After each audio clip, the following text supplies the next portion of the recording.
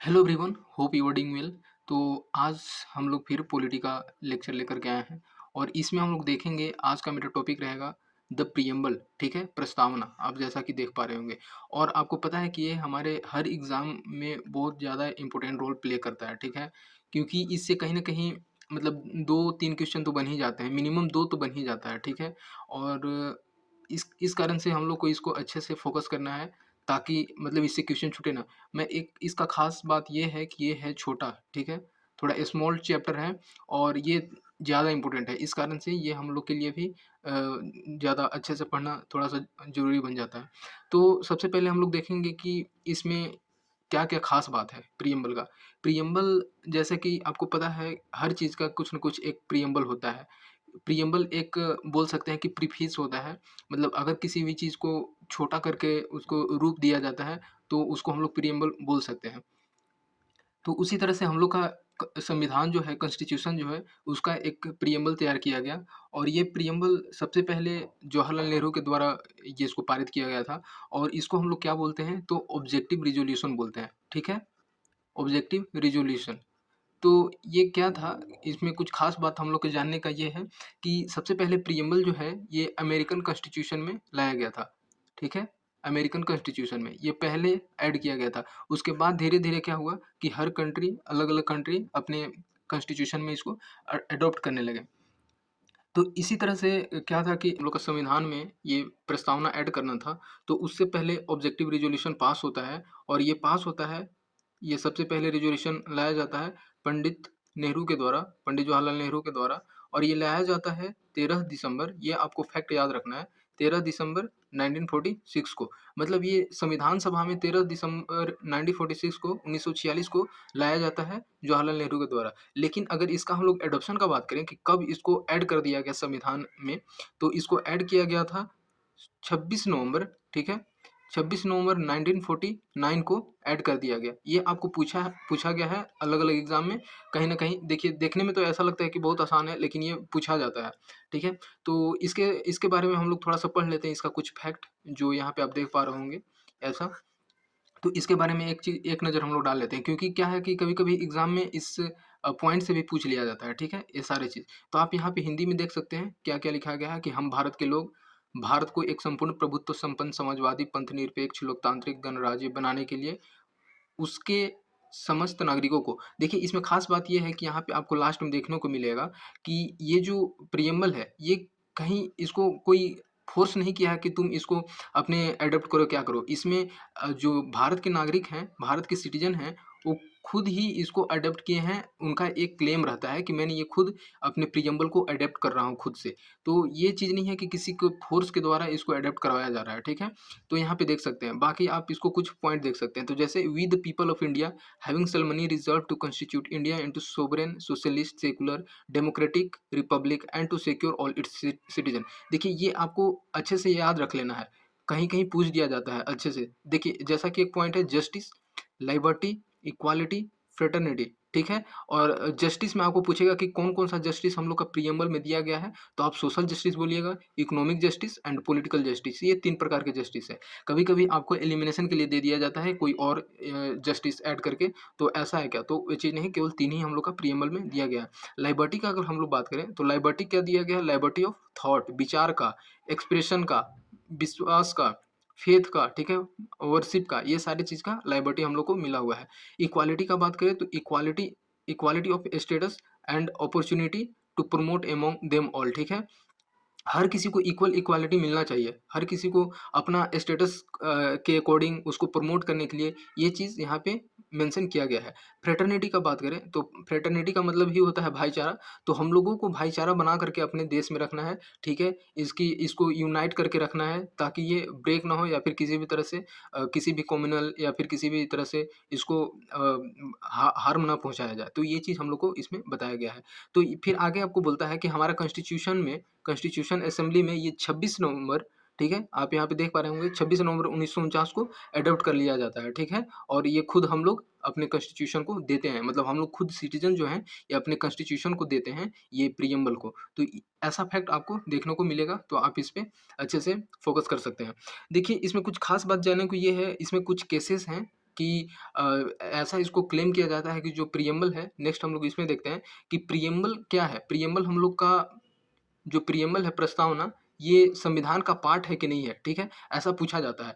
तो देखिए बहुत सारे ऐसे केसेस हुए हैं, बहुत सारे केसेस सुप्रीम कोर्ट के द्वारा बताए गए हैं कि प्रियम्बल, कभी बोला गया कि प्रियम्बल जो है हम लोग का कॉन्स्टिट्यूशन का पार्ट है, फिर कभी बोला गया कि नहीं है। तो कब-कब ऐसा हुआ, ठीक है? तो सबसे पहले क्या होता है कि प्रियम्बल हम लोग जानेंगे कि प्रियम्बल जो है ये हम लोग का कॉन्स्टिट्यूशन का पार्ट है, ठीक है? एक ये संविधान का हिस्सा है, उसके भाग है, ठीक है? प्रियम्बल। और लेकिन एक और चीज़ इसमें ये है कि अगर प्रियम्बल में जो-जो चीज़ दिया गया है, जैसे इक्वालिटी हो गया, जस्टिस हो गया, फ्रेटर्निटी हो गया, तो अगर हम लोग को इस पे न्याय लेना है, तो हम लोग ये जाकर के अपना सुप्रीम कोर्ट या हाई कोर्ट में ये नहीं बोलेंगे कि देखिए मेरा जो है ये सारे चीज़ जितना हम लोग का राइट इसमें प्रोवाइड किया गया है, ये राइट का उल्लंघन हो रहा है, यानी कि राइट का वायलेशन हो रहा है, ऐसा हम लोग क्लेम नहीं कर सकते हैं, ठीक है? ऐसा क्लेम नहीं कर सकते हैं, क्योंकि इसमें साफ-साफ लिखा गया है कि जो प्रियम्बल है, प्रियम्बल जो है नॉन जस्टिसिएबल है, ओके? प्रियम्बल जो है नॉन जस्टिसिएबल है। आप इसके आधार पे आप अपना राइट को क्लेम नहीं कर सकते हैं। समझ रहे हैं बात को? तो ऐसा चीज़ हम लोग को थोड़ा-सा ध्यान रखना है, ये पूछा गया है। तो 2 चीज़ हम लोग को याद रखना है कि प्रियम्बल जो है ये कॉन्स्टिट्यूशन का पार्ट है, ठीक है? पार्ट ऑफ कॉन्स्टिट्यूशन, ये संविधान का पार्ट है, ठीक है? और एक और चीज़ हम लोग को ध्यान ये रखना है, कि ये नॉन जस्टिसिएबल है, ठीक है? ये गैर न्यायगत है, ठीक है? ये गैर न्यायगत है, इसको हम लोग संविधान के अकॉर्डिंग अपना हाई कोर्ट या सुप्रीम कोर्ट में जा कर के क्लेम नहीं कर सकते हैं कि मेरा राइट का वायलेशन हो रहा है, मेरे राइट को नहीं माना जा रहा है, ठीक है? तो ये चीज़ यहाँ पे साफ-साफ लिख दिया गया है। यहाँ पे ख़ास बात आपको देखने को ये मिलेगा कि कुछ पार्ट जो है, ये 42वां 42nd संविधान संशोधन जो है, 42nd कॉन्स्टिट्यूशनल अमेंडमेंट एक्ट 1976, आपको ये याद रखने के लिए, कभी-कभी होता है किसी-किसी को याद नहीं होता है, तो मैं ये चीज़ बता दूँ कि 42 जो है, ये ठीक है? ये 4 और 2 6, लास्ट में यहाँ पे आपको ये 6 मिल जाता है। अगर हम लोग 44th कॉन्स्टिट्यूशनल अमेंडमेंट का बात करें, अब देखिए एक इसमें ये चीज़ है कि हम लोग 42nd कॉन्स्टिट्यूशन को ये बोलते हैं मिनी कॉन्स्टिट्यूशन, ठीक है? क्योंकि इसमें क्या होता है, बहुत सारा संशोधन होता है, बहुत सारे अमेंडमेंट लाए जाते हैं, बहुत कुछ ऐड किए जाते हैं, कुछ को हटाया भी जाता है। तो इस कारण से इसको हम लोग मिनी कॉन्स्टिट्यूशन बोल देते हैं कि एक छोटा संविधान के रूप में हम लोग को ये बना था, ठीक है? इसको बस ऐसे ही बोलने के लिए है। 44th का अगर हम लोग बात करें तो ये इसको हम लोग बोलते हैं 1978। ये इसको देखिए, जैसे ये 4-4 8, तो ऐसे आप लोग याद रख सकते हैं। तो इस तरह से चीज़ है। आगे देखते हैं कि जो सोशलिस्ट है, सेकुलर है, ठीक है? और इंटीग्रिटी, ये 3 वर्ड जो हैं ये इसमें ऐड किए गए हैं। ओके? तो और इसमें कुछ खास जानने का बात ये है, इसमें जो आपका दिया गया है सोशल, इकोनॉमिक एंड पॉलिटिकल, ठीक है? ये तीनों जो जस्टिस है, ये लाया गया है यूएसएसआर से, ठीक है? यूएसएसआर रसिया से ऐड किया गया था, रसिया से लिया गया है। ये कब लाया गया था? तो 1917 में, ओके? और अगर हम लोग ये नेक्स्ट 3 को देखें, जैसे यहाँ पे आप लोग देख पाएँगे कि लिबर्टी, ठीक है? लिबर्टी, इक्वालिटी और फ्रेटर्निटी, ये लाया गया था फ्रेंच रिवॉल्यूशन से। तो इसमें कुछ हम लोग और जान लेते हैं कि सबसे पहले जो कुछ यहाँ पे देखिए, जो मैंने अभी बताया कि ऑब्जेक्टिव रिज़ॉल्यूशन को जब अ, मूव किया गया कॉन्स्टिट्यूशनल असेंबली में, ये पंडित जवाहरलाल नेहरू के द्वारा मूव किया गया, मतलब उनको सबसे पहले इसमें लाया गया। लेकिन जब अडॉप्ट करने का बात करें, कॉन्स्टिट्यूएंट असेंबली के द्वारा कब किया गया? तो 26 नवंबर 1949 को। आप हिंदी में भी इसको देख सकते हैं। यहाँ पे भी हम लोग क्वेश्चन देखेंगे आईएएस प्री, ये 2021 में पूछा गया है, ठीक है? तो इसको थोड़ा-सा हम लोग देख लेंगे।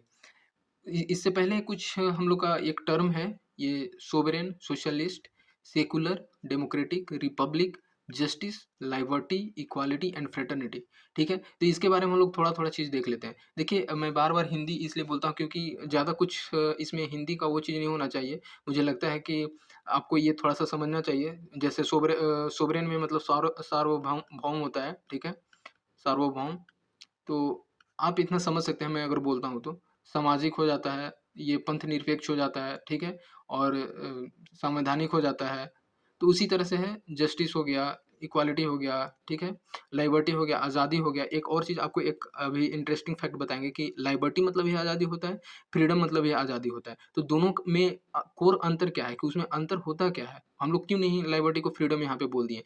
यहाँ पे जो हम लोग ऐड किए हैं कि लिबर्टी, ठीक है? तो लिबर्टी यहाँ पे सीधे हम लोग फ्रीडम बोल सकते थे। हम लोग थोड़ा-सा देखेंगे कि हम लोग वहाँ पे क्यों लिबर्टी ऐड किए हैं, फ्रीडम क्यों नहीं ऐड किए। नेक्स्ट हम लोग देखेंगे इक्वालिटी, समानता के बारे में, भाईचारा के बारे में। तो ऐसा क्या है? इसका थोड़ा-थोड़ा हम लोग डेफिनेशन देख लेते हैं। तो सोवरेन का बात करने से पहले हम लोग जैसा कि पता है कि इससे पहले हम लोग का कॉन्स्टिट्यूशन बनने से पहले ऑलरेडी इंडिया जो है ये ब्रिटिशर्स के हाथ में था, ठीक है? और ब्रिटिश ब्रिटिश रूल कर रहे थे यहाँ पे, तो इस वजह से पूरी तरह से इंडिपेंडेंट नहीं था। और इंडिपेंडेंट होने के बाद इसका ये आया अपने इंडिया का कि जो अगर हम लोग नेक्स्ट आने वाले सिचुएशन में हम लोग कॉन्स्टिट्यूशन एडॉप्ट करते हैं, तो जितना भी अब हम लोग तो पूरी तरह से इंडिपेंडेंट हो गए, ठीक है? हम लोग पूरी तरह से आज़ाद हो गए, और आज़ाद हो गए तो इसके लिए अब हम लोग को कुछ भी अपना करें, अगर हम लोग अपना रूल बनाते हैं, रेगुलेशन बनाते हैं, कॉन्स्टिट्यूशन लाते हैं, तो उसके लिए कोई भी देश हम लोग के बीच में इंटरफेयर नहीं करेगा। कोई भी अदर कंट्री जो होंगे, उनका कोई रोल नहीं रहेगा। दूसरे कंट्री का कोई भी रोल नहीं रहेगा हमारे कुछ किसी भी कार्य में, ठीक है? किसी भी ऑफिशियल में। और कोई भी ये क्लेम नहीं करेगा, अगर कुछ भी करना है, जैसे किसी भी देश के हिस्से को लेना है, किसी भी देश के हिस्से के पार्ट को अपने में अंदर करना है। जैसे आप लोग नेक्स्ट में पढ़ेंगे कि बेरुबारी यूनियन, ये सब बहुत सारे जो है कि लैंड से रिलेटेड थे, जो पाकिस्तान में चला गया था, तो उसको अडॉप्ट करना। तो ये सारे चीज़ जो है ये खुद इंडिया इसके लिए क्लेम कर सकता है, इसके लिए खुद इंडिया सक्षम है। तो कोई भी कंट्री, कोई भी देश यहाँ पे आकर के हम लोग के बीच में इंटरफेयर नहीं करेगा, ठीक है? तो इसका कहने का मतलब ये था सोवरेन का मतलब। सोशलिस्ट कहने का मतलब ये था, जैसा कि आपको पता है कि इंडिया का इकोनॉमी जो है, ये मिक्स्ड इकोनॉमी है, ठीक है? मिक्स्ड इकोनॉमी है, यहाँ पे प्राइवेट और गवर्नमेंट दोनों मिलकर के, प्राइवेट और पब्लिक सेक्टर, ठीक है? दोनों मिलकर के कार्य करते हैं, दोनों मिलकर के वर्क करते हैं, प्राइवेट और पब्लिक, पब्लिक सेक्टर। तो पब्लिक सेक्टर मतलब ये गवर्नमेंट वाला पार्ट हो गया, और प्राइवेट दोनों मिलकर के करते हैं, और दोनों इंडिपेंडेंटली या फिर दोनों एक साथ मिलकर किसी भी वर्क को करते हैं। तो यहाँ पे मिक्स्ड इकोनॉमी देखा जाता है। तो सोशलिस्ट का मेन मतलब ही होता है कि जितने भी लोग हैं यहाँ का, ठीक है? वो सारे अपना इक्वल प्रॉपर्टी रखेंगे, अपना इक्वल मनी रखेंगे, ठीक है? और ये नहीं होगा कि हम जो गवर्नमेंट है किसी भी एक पार्टिकुलर कम्युनिटी या फिर किसी पर्टिकुलर पर्सन को बोलेंगे कि नहीं तुम्हारे पास ज़्यादा होना चाहिए प्रॉपर्टी, तेरे पास कम होना चाहिए। यहाँ ये सोशलिस्ट वर्ड जो है ये 42nd अमेंडमेंट एक्ट में लाया गया था। 42nd अमेंडमेंट एक्ट 1976, ये 42वां संविधान संशोधन में लाया गया था ये सोशलिस्ट वर्ड को। और इसका मतलब अगर पूरी तरह से डेफिनेशन देखें, तो इसमें बोला जाता है कि जितने भी लोग हैं, ऑल पीपल आर इक्वल, जितने भी लोग हैं वो सारे बराबर हैं, और मनी और प्रॉपर्टी जो है, पैसा और जितने भी धन दौलत या फिर प्रॉपर्टी जितने भी हैं, मनी एंड प्रॉपर्टी, वो इक्वली डिवाइड होना चाहिए। ये नहीं कि हम लोग किसी भी पार्टिकुलर कम्युनिटी या किसी भी पार्टिकुलर पर्सन को ज़्यादा हो या उसको ज़्यादा एडवांटेज मिले। तो ये चीज़ सोशलिस्ट बोलता है। सोवरेन देख लें, सोशलिस्ट देख लें। अगर हम लोग सेकुलर का बात करें, तो सेकुलर का अगर हम लोग बात करते हैं, तो इसका मतलब ही होता है पंथ निरपेक्ष, ठीक है? पंथ निरपेक्ष। इसका कहने का मतलब ये होता है कि आप किसी भी एक पार्टिकुलर कास्ट और किसी भी पार्टिकुलर कम्युनिटी को या रिलीजन को आप इसको प्रेफर नहीं करेंगे, ठीक है? क्योंकि इसमें होता है कि सारा का सारा जो है आपको, आप गवर्नमेंट हो और आपको सभी को इक्वली ट्रीट करना है। और बोला जाता है ना कि अपना जो भारत इंडिया है, इंडिया का कोई भी पार्टिकुलर रिलीजन नहीं है कि किसी भी एक पार्टिकुलर, कहीं-कहीं होता है कि अपना एक पार्टिकुलर किसी भी देश का रिलीजन हो उसको ज़्यादा ऑफ़र करता है, लेकिन इंडिया का ऐसा कुछ नहीं है। इंडिया जो है एक सेकुलर कंट्री है, और हम लोग का ये इसको ऐड किया गया था ये अपना प्रिएम्बल में, ठीक है? तो और रिपब्लिक है ही। उसी तरह से हम लोग जस्टिस का बात करें, तो जस्टिस ये वर्ड लाया गया था जो कि यूएसएसआर रसिया से लिया गया था। इकोनॉमिक, पॉलिटिकल, ठीक है? तो ये सारे जो 3 जस्टिस थे उसको आप यहाँ पे देख पाएँगे, इकोनॉमिक, सोशल और पॉलिटिकल जस्टिस। तो इस तरह से हम लोग का ये बन जाता है। लिबर्टी का भी वही बात है कि हम लोग थोड़ा-सा हम लोग का जो आज़ादी है, लेकिन एक चीज़ आपको बताते हैं यहाँ पे, लिबर्टी लिबर्टी एंड फ्रीडम में क्या डिफरेंस है, ठीक है? हम लोग तो बोल सकते थे कि जो यहाँ पे ऐड किया गया है लिबर्टी, लिबर्टी की जगह पे फ्रीडम बोल सकते थे। तो लिबर्टी क्यों क्यों बोलेंगे? देखिए, फ्रीडम का मतलब ये चीज़ होता है कि अगर हम लोग किसी भी एक एग्ज़ाम्पल लेते हैं, किसी भी एक पर्सन का बात करते हैं, तो एक पर्सन का अगर हम लोग बात करते हैं, तो इसका इसमें देखा जाता है कि तुम्हारा क्या कैपेसिटी है। तुम इंडिविजुअली फ्री हो, ठीक है? अपना जो जो तेरा कैपेसिटी है उसके अकॉर्डिंग वर्क करने के लिए, उसके अकॉर्डिंग डिसीज़न लेने के लिए, आप कॉम्पिटिशन में पार्टिसिपेट करने के लिए आप फ्री हो, ठीक है? और आप कहीं भी घूम फिर सकते हो। इसी वजह से तो बोला गया है कि फ्रीडम जो है जो ऐड किया गया था, इसको हम लोग का ऐड किया गया है फंडामेंटल राइट में, ठीक है? फंडामेंटल राइट में फ्रीडम ऐड किया गया। लेकिन लिबर्टी वहाँ पे नहीं बोला गया है, ठीक है? लिबर्टी का मतलब ये होता है कि लिबर्टी जोर देता है किसी भी पर्टिकुलर व्यक्ति का राइट पे, ठीक है? इंडिविजुअल के राइट पे। इंडिविजुअल के राइट की बात करता है लिबर्टी, ठीक है? और इसमें ये चीज़ बोला जाता है कि गवर्नमेंट जो है इंडिविजुअल का राइट, और गवर्नमेंट जो है अपना मनमानी नहीं कर सकती है, ठीक है? अपने अकॉर्डिंग। तो ये चीज़ यहाँ पे बोला जाता है कि गवर्नमेंट का जो पावर है, उस पे लिमिटेशन लगाया गया है, ठीक है? कि उस पे लिमिटेड है, मतलब गवर्नमेंट अपना मनमानी कुछ नहीं कर सकता है। गवर्नमेंट का पावर जो है वो लिमिटेड है, ठीक है? एक हद तक ही है। और बाकी जो है इंडिविजुअल को यहाँ पे, इंडिविजुअल जो भी कोई व्यक्ति है, उसके राइट को यहाँ पे रिकॉग्नाइज़ किया जाता है, उसके राइट को एक पहचाना जाता है कि हाँ, आप इसके लिए हैं। अगर आपका राइट का वायलेशन होता है, तो आप वहाँ पे ऐसा क्लेम कर सकते हैं। आप हाई कोर्ट में जा सकते हैं, सुप्रीम कोर्ट में जा सकते हैं। किसी भी कोर्ट में जा करके आप अपने राइट के लिए बोल सकते हैं, ठीक है? तो यही मेन अंतर होता है लिबर्टी और फ्रीडम में। फ्रीडम में बोला जाता है कि आप इंडिविजुअल पर्सन हो, आप अपने कैपेसिटी के अकॉर्डिंग आप क्या कर सकते हो, क्या नहीं कर सकते हो, उसके लिए फ्री हो। लेकिन लिबर्टी में ऐसा नहीं है। लिबर्टी में आपके राइट को देखा जाता है, ठीक है? और ये चीज़ यहाँ पे हम लोग समझ सकते हैं कि दोनों का अंतर क्या होता है। इक्वालिटी का अगर हम लोग बात करें, तो इक्वालिटी भी यही है। इक्वालिटी में ये होता है कि हम लोग किसी भी पर्सन को, किसी भी व्यक्ति को, ठीक है, उसको हम लोग ये नहीं बोलेंगे कि तुम हाई हो या तुम लो हो। यहाँ पे आपको बराबर का अवसर मिलेगा, ठीक है, दोनों को। और बराबर का अवसर मिलेगा, इसी वजह से तो ज़्यादातर कंपटीशन का मैटर होता है, ठीक है? और कंपटीशन इसलिए दिया जाता है कि आप दोनों फाइट करो अपने-अपने राइट के लिए या अपने-अपने कैपेसिटी के अकॉर्डिंग। तो यहाँ चीज़ इक्वालिटी का बात हम लोग करते हैं, ठीक है? नेक्स्ट हम लोग देखेंगे फ्रेटर्निटी। तो फ्रेटर्निटी भी है कि आपको भाईचारा बना करके रखना है, ठीक है? तो लिबर्टी, इक्वालिटी, फ्रेटर्निटी ये फ्रेंच रिवॉल्यूशन से लाया गया था। फ्रेंच रिवॉल्यूशन से ऐड किया गया था। तो इसको आप लोग को थोड़ा-सा ध्यान रखना है। नेक्स्ट हम लोग देखेंगे कि नेक्स्ट हम लोग क्वेश्चन पे देखेंगे। उससे पहले आपको एक और चीज़ में बता दें कि अगर हम लोग इक्वालिटी का बात कर ही रहे हैं, तो इक्वालिटी को ऐसा हम लोग देखा जाता है कि आप किसी भी अगर पर्सन को है कि स्पेशल प्रिविलेज, स्पेशल उसको ट्रीट नहीं किया जाएगा, ठीक है? स्पेशल प्रिविलेज उसको नहीं दिया जाएगा। उसको स्पेशल अवसर नहीं दिया जाएगा किसी भी चीज़ में कि आप ऐसा करो, ठीक है? और हम हर चीज़ को, हर व्यक्ति को उसको इक्वल ट्रीट करना है गवर्नमेंट को, ठीक है? तो इसमें यही चीज़ बताया जाता है कि आप जो हो अपने अपॉर्च्युनिटी के अकॉर्डिंग फाइट करने के लिए, compete करने के लिए फ्री हो, ठीक है? आपको कोई भी डिस्क्रिमिनेशन नहीं किया जाएगा, ठीक है? आपको कोई भी भेदभाव नहीं किया जाएगा इसमें। तो ये चीज़ हम लोग को थोड़ा-सा इक्वालिटी में मेन देखना पड़ता है। तो देखिए, आपको डेफ़िनेशन ये सारी चीज़ जो मैंने यहाँ पे बताया वो लिखना आएगा आपका मेंस में, कि आप कितना अच्छे से लिख सकते हैं। अगर आप जितने अच्छे एग्ज़ाम्पल दीजिएगा, अभी अभी के अकॉर्डिंग क्या है कि करंट में क्या-क्या सिचुएशन चल रहा है, इलेक्शन को लेकर के क्या सिचुएशन चल रहे हैं, लोगों की राइट को कैसे छीना जा रहा है। तो ये सारी चीज़ को अगर हम लोग देखिए, इसमें क्या होता है मेंस में कि आपको किसी किसी भी पार्टिकुलरली मेंस में होता है कि किसी भी पार्टिकुलर चीज़ को लेकर के हम लोग को एक तरफ़ा डिसीज़न नहीं देना रहता है, ठीक है? क्योंकि वो फिर समझ जाएगा कि नहीं, तुम्हारा जो आइडिया है वो चीज़ सही नहीं है, और हम लोग को एक मिडिल वे फ़ॉलो करना पड़ता है और लास्ट में कंक्लूज़न लिखना पड़ता है। तो इस कारण से हम लोग को ये सारे जो जितने चीज़ मैंने यहाँ बताया वो थोड़ा-सा मैटर करता है कि आप मेंस में ज़्यादा मैटर करता है। बाकी थोड़ा-थोड़ा चीज़ आप देख सकते हैं, ये जो कुछ-कुछ फैक्ट है कि कब लाया गया, क्या ऐड किया गया, और आपको देखिएगा कि इसी के बेसिस पे कुछ क्वेश्चन भी बनाया गया है। और अभी हम लोग नेक्स्ट चलिए उसी पे क्वेश्चन को थोड़ा-सा देख लेते हैं कि कैसा क्वेश्चन इससे बनता है और कैसा आया आया है। ठीक है? इसमें हम लोग देखेंगे जैसे कि एक पहला क्वेश्चन ही है, ठीक है? इसमें बोल रहा है कि which of the following word is note, यहाँ पे नोट पे ध्यान दीजिएगा कि मेंशन किया गया है प्रीएम्बल में। कौन-सा जो यहाँ पे दिया गया है इसमें से कौन-सा जो है प्रीएम्बल में नहीं ऐड किया गया है।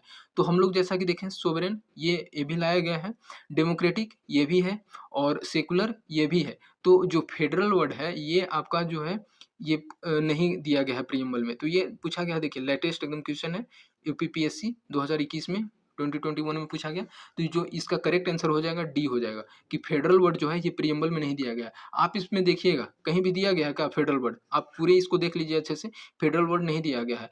क्या सोवरेन दिया गया है, ये डेमोक्रेटिक दिया गया है, रिपब्लिक दिया गया है, सेकुलर दिया गया है, लेकिन जो फेडरल वर्ड है ये ऐड नहीं किया गया। तो इस तरह से हम लोग का आंसर हो जाता है फेडरल। नेक्स्ट हम लोग क्वेश्चन देखेंगे, what was the exact constitutional status on India on 26 जनवरी 1950। ठीक है, जब हम लोग जो संविधान को अडॉप्ट कर लेते हैं, संविधान जब लागू हो जाता है, आप इसको हिंदी में भी देख सकते हैं यहाँ पे, तो जब लागू हो जाता है संविधान, तो उस समय की स्थिति क्या थी, ठीक है, प्रियम्बल का जो स्टेटस था कॉन्स्टिट्यूशन में क्या क्या था, कैसे था, तो वो चीज़ देखना है। क्योंकि आपको पता है कि 26 नवंबर 1949 से पहले हम लोग का 26 नवंबर को एडॉप्ट करते हैं, और इससे पहले क्या-क्या था कि कुछ-कुछ वर्ड नहीं ऐड किए गए थे। उसको 42nd में ऐड किया गया, या फिर इस तरह से जितने भी संशोधन हुए, इस तरह से उसको ऐड किया गया। लेकिन इससे पहले मतलब इस टाइम पे क्या स्टेटस था, तो उसको हम लोग को देखना है। जैसे कि यहाँ पे देखिएगा कि ए डेमोक्रेटिक रिपब्लिक, तो डेमोक्रेटिक रिपब्लिक लोकतांत्रिक गणराज्य, तो हाँ, ये सही हो जाएगा, ये था। और आपका दिया गया कि सोवरेन डेमोक्रेटिक रिपब्लिक, तो इसमें हमको ये चीज़ देखना है कि सबसे एग्जैक्ट, ये देखिए आईएएस प्री 2021 में पूछा गया है कि इसमें आपको लगेगा कि चारों का चारों ऑप्शन कहीं ना कहीं सही जा रहा है, लेकिन आपको पूछा गया एग्जैक्ट क्या होना चाहिए, ठीक है, तो वो चीज़ हम लोग का आंसर होगा। तो हम लोग ये देखें कि ये डेमोक्रेटिक रिपब्लिक है। सेकंड जो दिया गया है कि ए सोवरेन डेमोक्रेटिक रिपब्लिक, ठीक है। नेक्स्ट हम लोग देखिएगा कि ए सोवरेन सेकुलर डेमोक्रेटिक रिपब्लिक, और थर्ड देख रहे हैं, लास्ट वाला देख रहे हैं कि ए सोवरेन, सोवरेन है, सोशलिस्ट है, सेकुलर है, डेमोक्रेटिक है, रिपब्लिक है।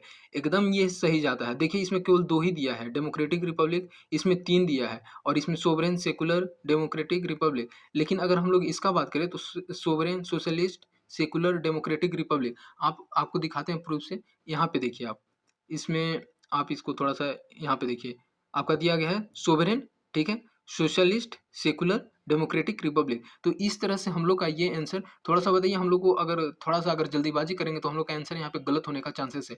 लेकिन अगर थोड़ा-सा और हम लोग नीचे देखिए, क्या होता है ना, जनरली एक आपको ये चीज़ बताते हैं, इंटरेस्टिंग फैक्ट है कि जनरली मतलब ज़्यादातर होता है कि अगर आपको थोड़ा-सा क्वेश्चन को लेंदी बनाना है, या फिर उसमें आपको अगर एग्ज़ामिनर बझाना चाहता है, आपको उसमें थोड़ा-सा घुमाना चाहता है, तो वो ज़्यादातर डी ऑप्शन देता है, ठीक है? और हम लोग उसको, क्योंकि क्या होता है कि यहाँ से पढ़ते-पढ़ते मतलब होता है जनरली कि आप थोड़ा-सा इग्नोर करते जाते हो। तो इस कारण से यहाँ पे आप देख पाएँगे कि इसका आंसर हो जाएगा D, sovereign socialist, secular, democratic, Republic, और आप हिंदी में भी देख सकते हैं।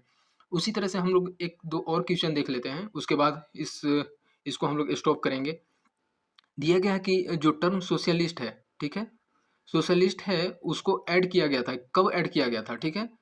तो इसको हम लोग इसमें देखेंगे कि जो ऑप्शन दिया गया है, ये आपको इतना सारा दिया गया है। तो आप सीधे-सीधे ऑप्शन 1 में जो है 42nd अमेंडमेंट एक्ट में इसको लाया गया था। 42nd अमेंडमेंट एक्ट 1976 में ऐड किया गया था सोशलिस्ट वर्ड। तो इसको आप लोग को ध्यान रखना है, ओके? और सबसे इसमें ख़ास बात ये है कि ये देखिए 2 बार पूछ दिया गया है। 60 और 62nd बीपीएससी में, ठीक है? तो ये बहुत ही ज़्यादा एक तरह से इम्पोर्टेंट हो जाता है। देखिए, और एक और क्वेश्चन देख लेते हैं, उसके बाद कुछ एक्स्ट्रा बात हम लोग करते हैं।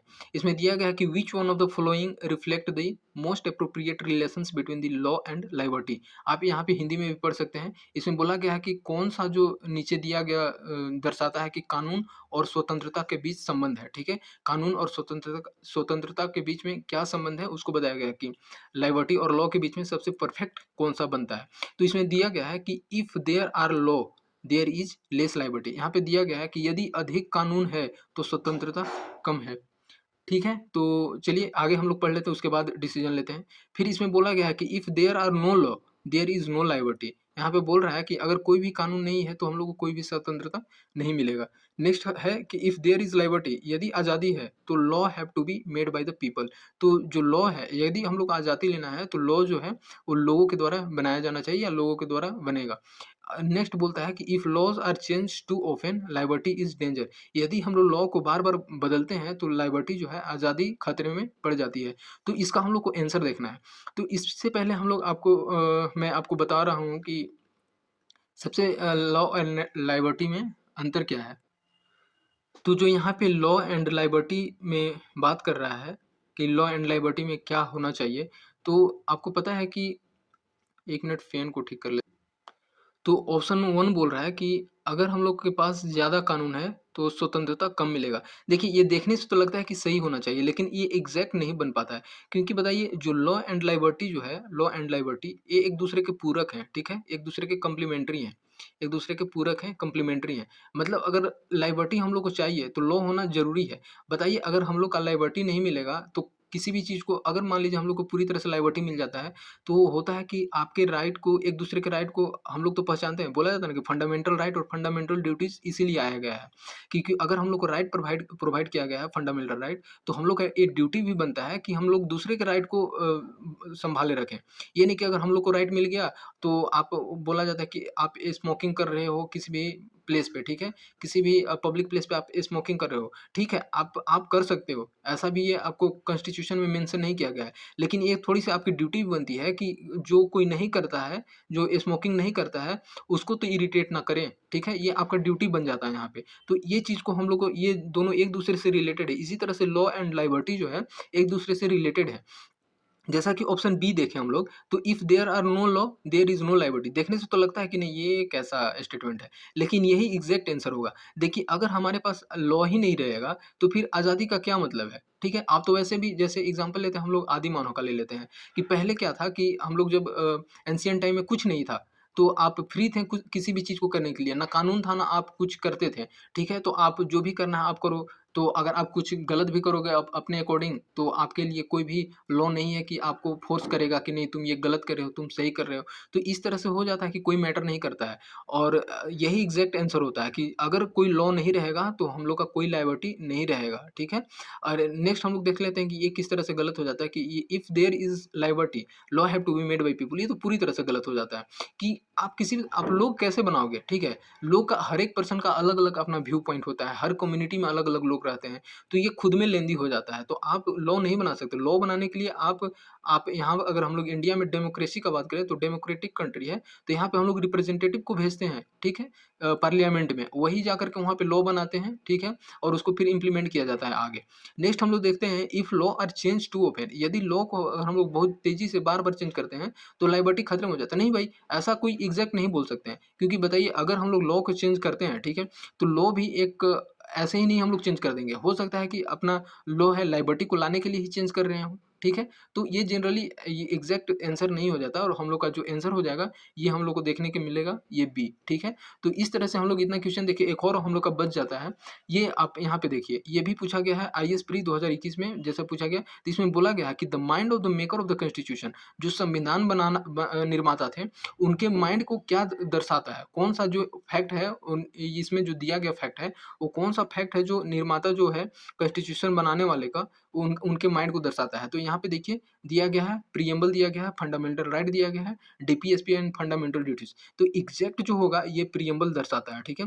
प्रीएम्बल ही जो है आपको इतना छोटा-सा तो देखने को मिलेगा प्रीएम्बल, ठीक है? और इसमें सारा चीज़ को ऐड कर दिया गया है और इसको बोला जाता है ना कि इसका क्या ही मतलब है पूरे प्रीएम्बल में। लेकिन अगर एक चीज़ में हम लोग बात करें तो जितना भी जितने भी आर्टिकल हैं, जितने भी प्रोविज़न्स हैं कॉन्स्टिट्यूशन में, ठीक है? संविधान में जितने भी कॉन्स्टिट्यूशन में प्रोविज़न्स दिए गए हैं, वो सारे और सारी चीज़ को ये जो प्रीएम्बल है, उसको इंक्लूड करता है, सारी चीज़ को ऐड कर लिया गया है। तो कभी-कभी क्या होता है कि अगर कोई भी जजेस को समझ नहीं आता है जस्टिस देने में कि अगर होता है कि बहुत सारे हम लोग का वैसे भी इंडिया डाइवर्स है, तो बहुत सारे कुछ केसेस अलग-अलग तरह के आते हैं। तो एक बार क्या होता है कि उनके राइट को देखने के लिए ये प्रीएम्बल को देख लेते हैं, ठीक है? कॉन्स्टिट्यूशन में जो ऐड किया गया है प्रीएम्बल उसको जो होता है ये जजेस देख लेते हैं और यहाँ तक कि जो लॉ बनाने वाले भी होते हैं इसको थोड़ा-सा ध्यान में रख कर के बनाया जाता है। तो इस तरह से ये जो हम लोग का आंसर हो जाएगा प्रीएम्बल इसका करेक्ट आंसर हो जाएगा। तो बताइए इतना छोटा-छोटा सा और सिंपल-सिंपल सा क्वेश्चन पूछा जाता है। आप बेसिकली है कि अगर अच्छे से पढ़ लेते हैं तो कहीं न कहीं आप आंसर तक पहुँच जाएँगे और देखिए मैंने इतने अच्छे से डिटेल में इसको डिस्कस किया है कि आप कहीं भी किसी भी आप यूट्यूब पे सर्च कीजिए अगर मतलब इतना डिटेल या फिर ऐसे मिलता है मिलने के लिए अगर दोनों मिलेगा तो इक्वल ही मिलेगा, नहीं तो ऐसा नहीं कि मैंने यहाँ पे कोई भी चीज़ यहाँ पे इसको लेफ्ट किया है। सारा का सारा चीज़ को ऐड कर दिया हूँ और इससे बाहर आपको कहीं नहीं पूछेगा। आप सीधी से समझिए ना कि हम लोग इतना पढ़े हैं कि क्या-क्या ऐड किया गया, कब लाया गया, कौन-कौन सा इसमें संविधान संशोधन हुआ। एक देखिए एक और चीज़ आपको बताते हैं। आपको अभी क्लियर कर ही रहे हैं तो सीधे-सीधे और चीज़ क्लियर कर ही देते हैं। थोड़ा-सा वीडियो लंबा होगा लेकिन जो भी हम लोग पढ़ रहे हैं एग्ज़ैक्ट टू द पॉइंट पढ़ रहे हैं, ठीक है? तो ये मैटर नहीं करता है कि वीडियो कितना लंबा जा रहा है। अगर हम लोग पढ़ने से क्वेश्चन बन रहा है मैंने यहाँ तक तो सबसे ज़्यादा तो क्वेश्चन ही सॉल्व किया है। यहाँ देखिए यहाँ क्वेश्चन सॉल्व किए 3 क्वेश्चन, 2 क्वेश्चन, यहाँ पे क्वेश्चन सॉल्व किए 2 क्वेश्चन, यहाँ पे जो फैक्ट था ये थोड़ा-सा जान गए जितने भी कॉन्स्टिट्यूशन के बारे में है या प्रीएम्बल के बारे में। यहाँ पे हम लोग देखें एक क्वेश्चन बाकी ये जो फैक्ट था ये देख लिए। इसको थोड़े-से अच्छे से डिस्कस किए। तो हम लोग क्या था कि अभी सारा चीज़ हम लोग पढ़ते आए हैं, तो हम लोग को ये नहीं देखना है कि नहीं इतना थोड़ा सा वीडियो लंबा चल जा रहा है। आप थोड़ा सा वीडियो को लाइक कीजिए, ठीक है? और चैनल को सब्सक्राइब कीजिए ताकि आने वाले वीडियो और अच्छे से इसको लाएँ हम लोग। तो देखिए इससे पहले आपको कुछ केसेस बता देते हैं, ठीक है? केसेस बता देंगे, ये बहुत इंपॉर्टेंट हो जाता है कि प्रिएम्बल से रिलेटेड केसेस कि कब-कब बोला गया कि प्रिएम्बल जो है हम लोग का संविधान का पार्ट है, ठीक है? कॉन्स्टिट्यूशन का पार्ट है।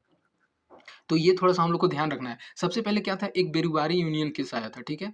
बेरुबारी यूनियन केस, ठीक है? बेरुबारी केस में क्या था, बेरुबारी यूनियन केस में कि ये थोड़ा-सा लैंड से रिलेटेड इश्यू था और इसमें क्या था कि ये बोला गया संविधान में क्या ये पार्ट है कि नहीं है, इस पे डिस्कस किया गया। तो सुप्रीम कोर्ट ये बोलता है कि प्रिएम्बल जो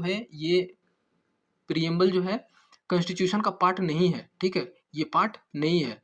तो देखिए कैसा टर्न लेता है, ठीक है? और क्या होता है कि जब-जब भी केसेस डिस्कस किए जाते हैं तो ये सुप्रीम कोर्ट का पास ऐसा है कि ये अपने जो जो भी डिसीजन दिया है उसको रिवर्ट कर सकता है, ठीक है? और ऐसा इस कारण से आगे हम लोग देखेंगे कि फिर आता है केशवानंद भारती केस, ये बहुत ही फेमस केस है, केशवानंद भारती केस। तो केशवानंद भारती केस ये आया था 1973 का ये मैटर है। तो इसमें बोला जाता है कि हाँ, कॉन्स्टिट्यूशन जो है ये कॉन्स्टिट्यूशन का पार्ट है, ठीक है? तो हम लोग ये इसमें सीधी-सीधी बता दिया गया, इसमें बोला गया कि कॉन्स्टिट्यूशन में ऐड नहीं किया गया है, ये प्रिएम्बल जो है कॉन्स्टिट्यूशन का पार्ट नहीं है, लेकिन केशवानंद भारती केस में बोला गया कि हाँ, कॉन्स्टिट्यूशन का ये हिस्सा है, ठीक है? और अगेन जो होता है गोलकनाथ केस, ठीक है? Golaknath case versus state of Punjab, ठीक है? पंजाब से रिलेटेड ये केसेस था, ये दोनों के बीच में। तो इसमें बोला बोला जाता है कि जो प्रिएम्बल है, प्रिएम्बल ये कॉन्स्टिट्यूशन का कोर पार्ट है। मतलब इसको और अच्छे से बता दिया कि नहीं, जो प्रिएम्बल है ये पार्ट है तो है कॉन्स्टिट्यूशन का। तो ये सारी चीज़ हम लोग को थोड़ा-सा देखना था और हम लोग देख भी लिए।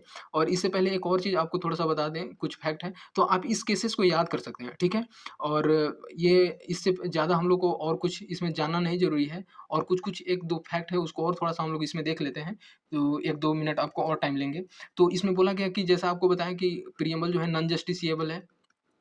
नॉन जस्टिसिएबल मतलब गैर न्यायगत है, ठीक है? इसको हम लोग कॉन्स्टिट्यूशन में जा कर के कि हाँ, मेरा जो राइट है उसका उल्लंघन हो रहा है, राइट का वायलेशन हो रहा है, तो हम लोग जा कर के कोर्ट में नहीं क्लेम कर सकते हैं कि कोर्ट में ये नहीं बोलेंगे कि हम मेरा राइट का वायलेशन हो रहा है, हम लोग का राइट को रिकॉग्नाइज़ करो, ठीक है? तो ऐसा हम लोग क्लेम नहीं कर सकते हैं, ठीक है? नेक्स्ट हम लोग देखेंगे कि इसको सोल ऑफ द कॉन्स्टिट्यूशन बोला जाता है, ठीक है? Soul of the constitution. Soul of the constitution किसको बोलते हैं? ये देखिए एकदम वीवीआई हो जाता है हम लोग का एग्जाम पॉइंट से कि सोल ऑफ द कॉन्स्टिट्यूशन किसको बोला जाता है? तो ये बोला जाता है प्रिएम्बल को। ओके, नेक्स्ट हम लोग देखेंगे कि एक और चीज आपको बताते हैं कि सोल ऑफ द कॉन्स्टिट्यूशन से याद आता है कि आर्टिकल 32 जो है, ठीक है, आर्टिकल 32, इसमें क्या है कि कॉन्स्टिट्यूशनल रेमेडीज है, कॉन्स्टिट्यूशनल रेमेडीज। और इसी में दिया गया है जितने भी रिट्स हैं जो supreme court, high court issue करती है कि अगर हम लोग का रिट जानना है या फिर हम लोग का फंडामेंटल राइट का वायलेशन हो रहा है, फंडामेंटल राइट का उल्लंघन हो रहा है, तो हम लोग सीधे सुप्रीम कोर्ट जाते हैं और सुप्रीम कोर्ट में चले जाएंगे तो कि मेरा राइट का वायलेशन हो रहा है, तो वो चीज़ रिट इशू करती है, ठीक है, सुप्रीम कोर्ट। तो इस कारण से ये जो आर्टिकल 32 को बी आर अम्बेडकर बोलते हैं, ठीक है, बी आर अम्बेडकर साहब, कि ये जो आर्टिकल 32 है ये heart and soul of constitution है, heart and soul of constitution, heart and soul of constitution. तो देखिए एक चीज आपको ध्यान रखना है कि इसमें देखिए अंतर यही है कि ये सोल ऑफ कॉन्स्टिट्यूशन तो बोला जाता है किसको, प्रियम्बल को बोला जाता है, लेकिन हार्ट एंड सोल किसको बोला जाता है, ये हार्ट लग जाता है तो ये किसको बोला जाता है, तो आर्टिकल 32 को बोला जाता है, heart and soul of the constitution. Next हम लोग देखते हैं कि केएम मुंशी जो होते हैं, केएम मुंशी जो है ये कॉन्स्टिट्यूशनल असेंबली का जो मेंबर रहते हैं, तो ये केएम मुंशी बोलते हैं कि जो प्रियम्बल है, ठीक है, ये पॉलिटिकल होरोस्कोप है, ठीक है, इसको प्रियम्बल को क्या बोलते हैं, पॉलिटिकल होरोस्कोप। पॉलिटिकल होरोस्कोप का कहने का मतलब ये होता है, होरोस्कोप का मतलब ये होता है किसी भी आपका जो कुंडली बोल सकते हैं ना, कि सारा चीज आपका जीवन का, आपका जिंदगी का जितना भी लेखा जोखा बोलते हैं वो चीज इसी में समाहित होता है। तो ये जो राजनीति का जितना भी कच्चा चिट्ठा है वो सारा का सारा इसमें मेंशन किया गया है। ये आपको देखने भर का लगता है कि हाँ ये प्रियम्बल इतना छोटा सा है, लेकिन ये सारा का सारा इसको पॉलिटिकल होरोस्कोप बोलते हैं, आप इसी से समझ सकते हैं कौन बोलता है, तो केएम मुंशी का कहना है। तो ये फैक्ट याद रखिएगा कि आपको बोल देगा कि किसके द्वारा बोला गया है। नेक्स्ट हम लोग देखते हैं कि कॉन्स्टिट्यूशन को क्या बोला जाता है, ये पायस पेपर बोलते हैं, ठीक है, तो ये कौन बोलता है? बी आर अम्बेडकर जो बोलते हैं कि कॉन्स्टिट्यूशन, ये थोड़ा सा एक्स्ट्रा हम बोल रहे हैं, ये प्रीएम्बल से रिलेटेड नहीं है, ये पूरे कॉन्स्टिट्यूशन को बोलते हैं कि कॉन्स्टिट्यूशन क्या है, ये पायस पेपर है। पायस मतलब क्या होता है? शुद्ध। मतलब बोला जाता है ना कि इस पे आप दाग धब्बा नहीं लगा सकते हैं, तो ये ऐसा चीज़ है। तो चलिए फ्रेंड, होप कि आपको सारा चीज़ समझ में आया होगा, अच्छे से क्लियर हो गया होगा। तो इतने सारी चीज़ हम लोग देखें, और मुझे ऐसा उम्मीद लगता है कि इससे बाहर आपको नहीं पढ़ना होगा, और आप इसको 1 2 बार 3 बार देखिएगा ना, तो बस आप रिवीजन के पर्पज़ से, मैं एक चीज़ बता रहा हूँ कि अगर आपको पता है, आप ऑलरेडी पढ़ पढ़ चुके हैं, अगर आपको पता है तो आप इसको रिवीजन के तौर पे आप थोड़ा-सा स्पीड में ही सही आप इसको देख सकते हैं, ठीक है? तो ये कोई इश्यू नहीं रह जाता है। आप अच्छे से इसको कवर कीजिए, और होप कि आप अच्छे से कर रहे होंगे, और बस आपसे यही मतलब एक रिक्वेस्ट है, ठीक है? एक रिक्वेस्ट है कि चैनल को थोड़ा-सा सब्सक्राइब कीजिए, ठीक है? और लाइक कीजिए, एंड अपने फ्रेंड को थोड़ा-सा शेयर कीजिए, ठीक है? तो ताकि मुझे भी थोड़ा-सा एक मोटिवेशन मिले, इतना थोड़ा-सा टाइम लगता है, थोड़ा-सा एफर्ट देना पड़ता है, तो थोड़ा-सा बस एक मोटिवेशन के लिए कि मुझे बस कुछ करना है या फिर आगे अच्छा-अच्छा वीडियो लाएँ, तो इसके लिए। ठीक है, तो आप इसको देख सकते हैं अच्छे से, तो बिना किसी अब देरी का, मैं तो लगता है कुछ ज़्यादा ही लंबा बन गया है वीडियो, लेकिन ये होना चाहिए, इससे बाहर आपको नहीं पढ़ना, कहीं देखना है। बहुत सारे क्वेश्चन भी कर लिए हैं, और भी बहुत सारे क्वेश्चन हैं, उसको जब हम लोग स्पेशल अगर एमसीक्यू डिस्कस करेंगे इन फ्यूचर, तो उस समय हम लोग इसको पूरा देख लेंगे। Thank you very much. आप पेशेंस के साथ इसको देख लीजिएगा वीडियो को, बस यही रिक्वेस्ट है, थोड़ा-सा पेशेंस के साथ। अगर आपका पेशेंस लग रहा है, आप पढ़ते जाइएगा तो आपको खुद इंटरेस्ट लग जाएगा कि नहीं, थोड़ा-सा पूरा देख ही लिए। तो थोड़ा-सा आप इसको रुक करके फ्री जब होइएगा तब अच्छे से इसको देख लीजिएगा। Thank you very much.